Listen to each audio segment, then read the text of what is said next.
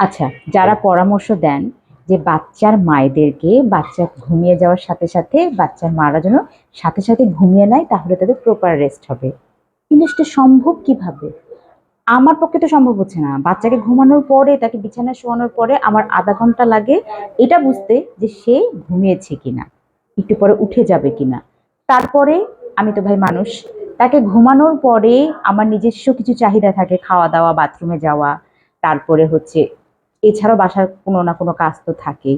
সে কাজগুলো মাথার মধ্যে নিতে হয় যে ও ঘুমিয়ে গেলে আমাকে করতে হবে। তার মধ্যে তো আমার বড়টা আছেই। যখন তাকে ঘুমিয়ে দিব বড়টা যে ওখানে এমন একটা কর্মকাণ্ড, এমন একটা শব্দ, এমন একটা চিৎকার করে আসবে, ০.৫ ঘন্টা যেতে না যেতে আমার কাজ শেষ না হতে হতেই আমি কিছু করতেই পারি না। মানে ওই জায়গাটা থেকে খালি কেবল উঠে আসি ঘরটা থেকে। ব্যাস ক্যাঁ করে কান্না শুরু করে দিল। আবার সবকিছু ফেলে ফুলে দিয়ে তাকে নিয়ে আবার বসে থাকতে হলো। তাহলে ঘুমাবো কখন? বাচ্চা ঘুমানোর সাথে সাথে কিভাবে ঘুমাবো?